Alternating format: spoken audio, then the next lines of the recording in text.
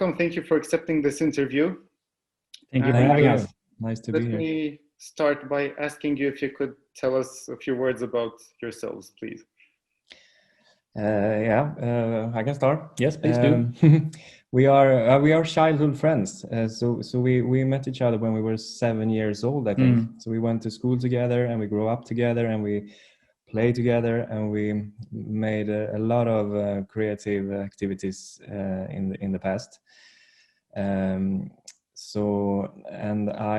when we were like teenagers, we gone separate ways, and I go into the theater and as an actor in the beginning, and then I also direct, and I have also wrote screenplays for theater scripts. And you went another way, with a journalistic way. Yeah, I went into journalism, so I worked as a reporter in different newspapers in Sweden, both the tabloids and traditional newspapers. So that was sort of for a couple of years we went separate ways.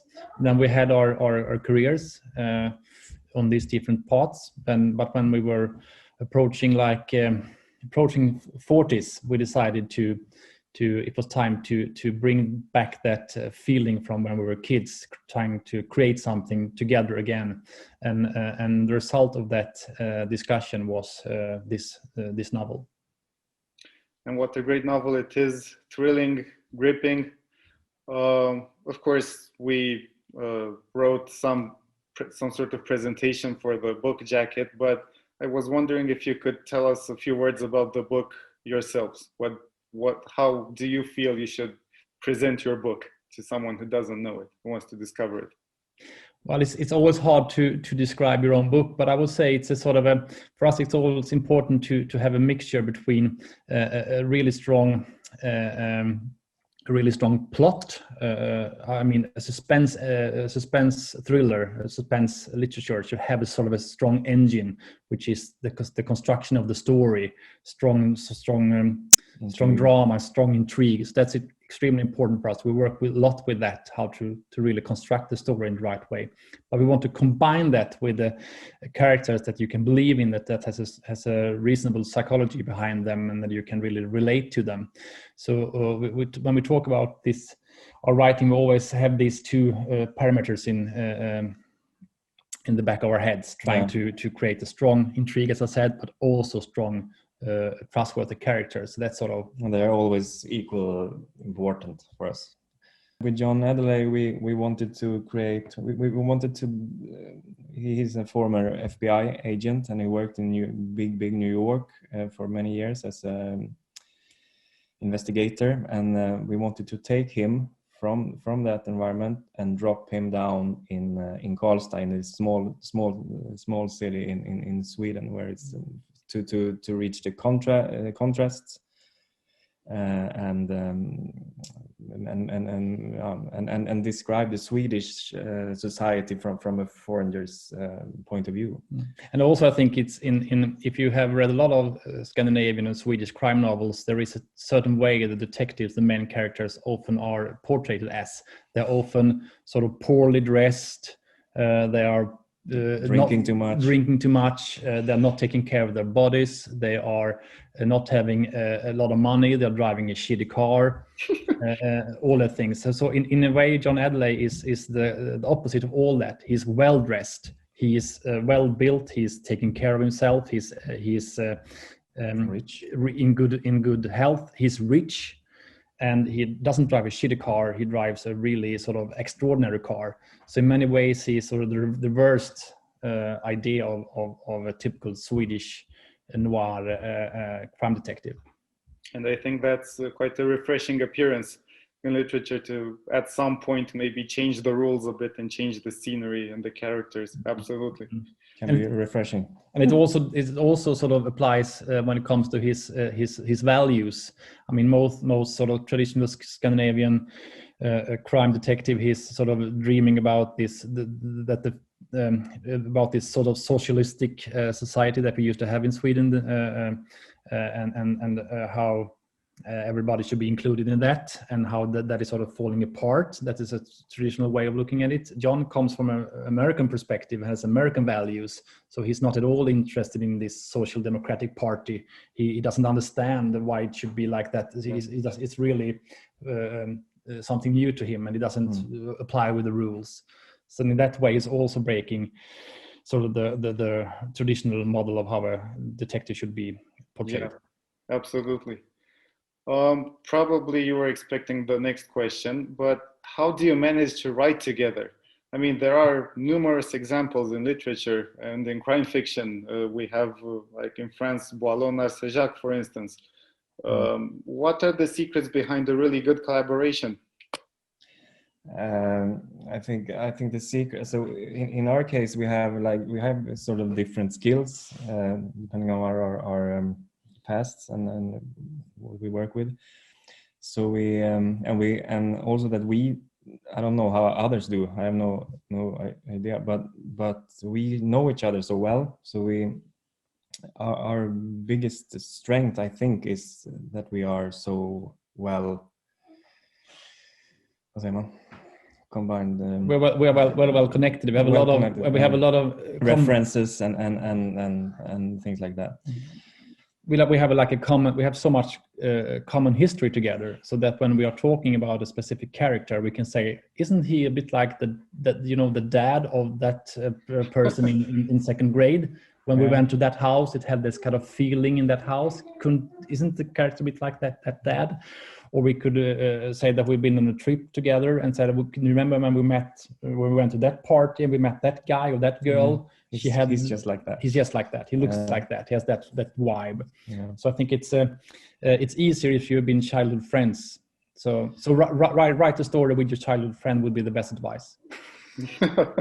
Great. But the progress is more like it depends on what phase we are in. So in the beginning we speak a lot, ideas, and we come up with every good and bad idea we have just to say it, and the other one gets ideas from that idea, and it's so we often walk much out in the nature and walk and talk and walk and talk. And eventually this story becomes then we put it into a synopsis. Then we also work together to make the sketch over the whole story. And then when we start to write the chapters, we write every other chapter and sending back. Mm-hmm. Mm-hmm. So it's not like one of you is doing the dialogue and one of you is doing the, descriptions or something. No, I would say that we write separate. I write one article and then Nyström writes another one. But when it comes to sort of editing, we're using a different set of skills. Mm-hmm. Because then I have a more like a general responsibility for making sure that the descriptions and how the language is sort of structured, so it should feel like one voice, because I have this journalistic background, so I'm very sort of comfortable with the writing process. And Nyström has special skills regarding dialogue, so he's always polishing my dialogue and make my dialogue a bit more accurate. So we both write, but in the editing process we use the different skill sets. What do you do when one of you wants to kill off a character and the other one doesn't? Interesting, because we have this rule. We have very few rules, but this is a golden rule that we never break. And the rule is that if one of us is not satisfied with the solution that we have chosen, mm-hmm. How the drama is how the story is constructed, or how the character sort of acts in the scene. If one of us is not happy, then it's a problem for both of us. If it's a problem for Nyström, it's a problem for me. So if someone has a problem, we always say, okay, if you don't like this, let's go back to the drawing board. Let's try to find out what's wrong. And the beauty of it is, like, when we do that, we always, I must say always, mm-hmm. come up with a third mm-hmm. Idea, which is the mm-hmm. greatest. Yeah. So we never compromise. No. We don't do it like this. Okay, you get to decide this turn, and I get to decide the next. It doesn't work like that, because always try to find a solution that we both can believe in. So we never settle for compromises. Last year in 2020, you won the Crimetime Award for the best debut novel. What was that like for you? After you told us that this was always your dream to write a crime book together. How was that? Yeah, it was, if you zoom out, it was pretty surrealistic that like we worked so long, and we wrote one novel first, and then we throw it to the garbage and start again, and so it's many years of work. So that the book was so well received was amazing. Really amazing. It was sort of a reassurance that because when you write the book, you're always insecure. You're always thinking that, is this any good? Is this really working? And at some stages you feel like you're sort of losing faith, and the next week you are back on top and think that this is really good, and then you're back in the basement again feeling that this is really good. So it's always a roller coaster in terms of self-confidence. At least it is for us. Yeah, still is. So when you get that reassurance from someone putting a stamp on your book saying this is a good crime novel, then it feels like it's a relief. Of course, also important from a commercial point of view. I mean, we got a lot of good publicity, and it really helped to sell the book abroad, and it really helped to get sort of good distribution in order to really reach out to the audience. These things matters too, not only the quality of the book itself. Absolutely. You kind of anticipated my next question. I was just about to ask you if you had to choose just one, would you prefer to receive literary awards, or would you prefer to be read by as many people as possible? As many people as possible. Yeah, there's an easy question. That's an easy question. I mean, the greatest thrill of being an author is that when you walk on the beach and you see that someone is reading a book, or if you sit on a train and you look at the mobile screen on the person next to you, and you see that they are using an audio service and listening to your book. And it's sort of really fascinating to because reading a book takes a while. It takes quite many hours to do that, and you really get into, you become a part of someone's imagination. In my life for a moment, you get being a part of that person's imagination, because they create these images themselves based on what you have written. So reading is always a collaboration between the reader and the author, and I think that's the beauty of it, and it's really the thrill of writing. The story in the first book, and probably in the next books, is set in Karlstad, and you said that you grew up there. How was it like for you to revisit those childhood places, maybe with another perspective right now, and integrate them into a crime book? We were thinking pretty early that we wanted to write about something we know about, like and we both have knowledge about. So it feels, we have a big love to this place, to Karlstad and Värmland and this area. So we feel really connected to that place. So but it's really, really fun to, during the writing process, that bring John there with his eyes, seeing these people and this. It's a so big contrast for him. And there's really been the great thrill of it to explore the childhood environment, but through sort of a Swedish American detective's eyes. It sort of in a way changes the way we look at the surroundings as well. It's good for us. It's a good thing to have John, that he's so different from us too, as well. So because otherwise it's very easy to write, your own. But when we have him, it took a while before we got inside his head and see like how he reacts on this. This is fucked up in his head. After reading the series, the first book, there might be a lot of people who would want to go to Karlstad and visit everything. What do you think is the best way right now to experience Karlstad?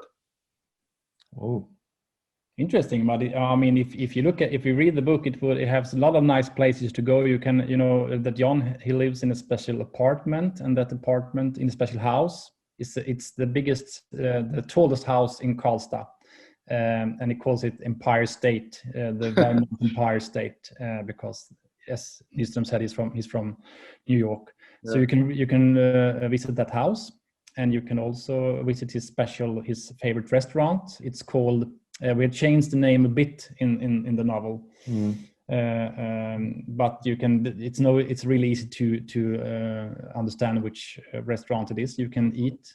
You can dine together with John, and you can visit all the places. So I think, using the book as a tour book would work just fine. Yeah, because every place, every exterior we write about exists. No, not everyone. Sometimes we may not, but the streets, the places, this island where the first book is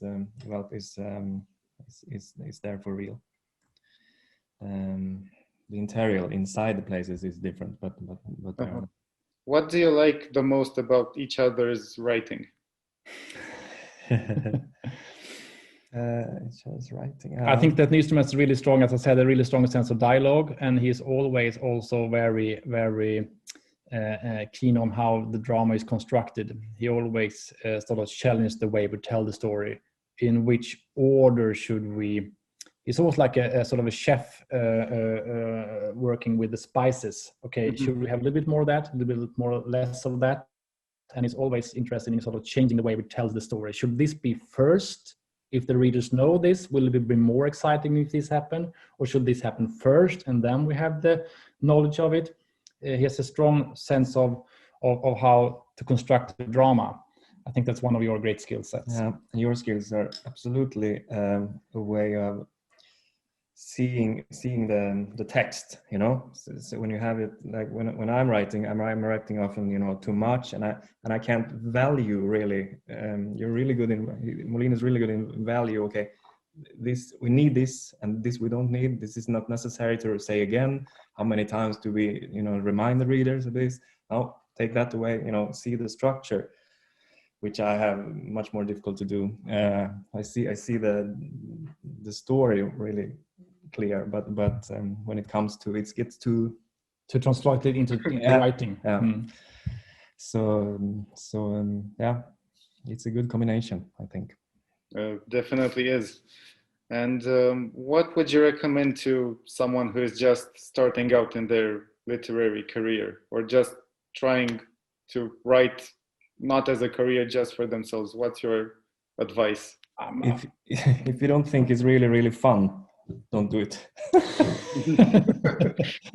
Because you must love it. It's so much work you have to put into it, so you must enjoy the creation of it. A lot of people says, yes, I want to have written a book, but if you ask them, do you really want to write the book? Not as many people want to write the book, and that's a big difference, because it's once the book is finished, and if it's well received, it's a lot of sort of payback, but that can't be the reason for writing. You must enjoy the craft. You must enjoy the actual process of creating the story and the process of writing it and the process of editing it, and think that it's, even if no one will ever write it, you read it, you must still sort of enjoy the process. So I think that's a question to everyone who's setting out to be an author.